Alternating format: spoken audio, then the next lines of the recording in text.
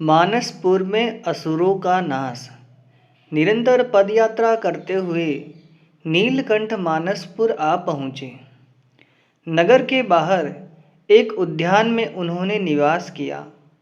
उद्यान का माली नन्हे से बाल योगी के असाधारण व्यक्तित्व का दर्शन पाकर भाव विभोर हो गया।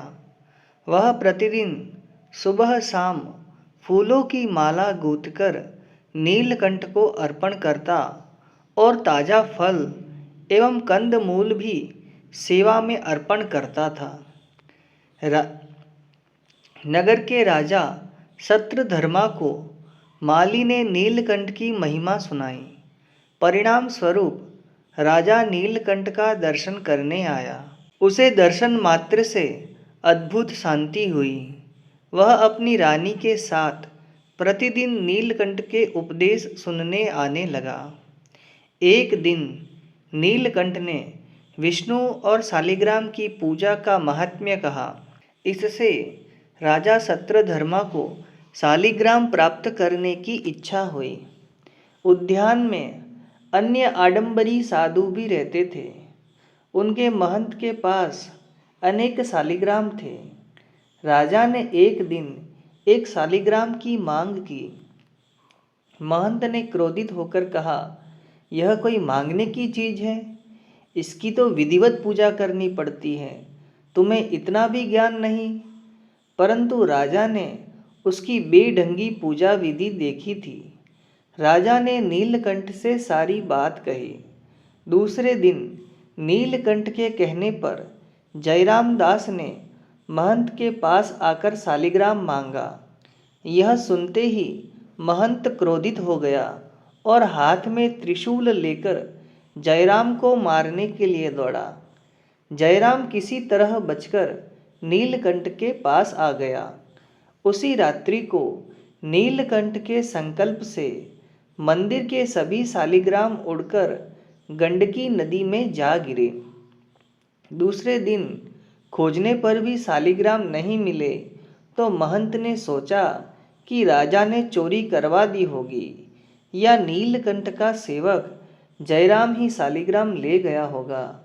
अतः क्रोधित होकर वह उसी समय जयराम को मारने के लिए उद्यत हुआ। परंतु जब वह नहीं मिला तो महंत अपने अन्य शिष्यों के साथ आकर बाल योगी पर पत्थर फेंकने लगा, परंतु एक भी पत्थर नीलकंठ को नहीं लगा। जयराम दास ने आकर देखा तो वह भयभीत हो गया। उसने राजा के पास जाकर शिकायत की।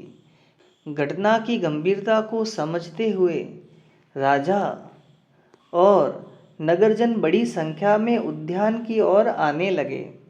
राजा के सशस्त्र सैनिकों और महंत के शिष्यों के बीच युद्ध छिड़ गया। साधुओं का नाश हुआ। नगर में इसी कारण शांति की स्थापना हुई। नीलकंठ ने राजा को दिव्य दर्शन देकर वहां से विदाई ली। रास्ते में नीलकंठ ने जयराम को बहुत उपदेश दिया, साधु होने के लिए भी प्रेरणा दी, परंतु वह यही कहता रहा कि आप मेरे घर वापस चलिए, मेरे माता पिता आपकी राह देख रहे हैं। अंत में नीलकंठ ने उसे समझाकर वापस घर भेज दिया और कहा, जब भी तुम्हें दुख हो तुम मुझे याद करना। जब भी त्यागी होने की इच्छा जागृत हो तुम मुझे ढूंढता हुआ सौराष्ट्र प्रदेश की ओर आना, मैं तुम्हें वहां मिलूंगा। आखिर नीलकंठ के चरण स्पर्श करके जयराम दुखी मन से घर की ओर चल दिया। नीलकंठ ने वेंकटाद्रि का मार्ग तय करना प्रारंभ किया। श्री स्वामीनारायण भगवान की जय।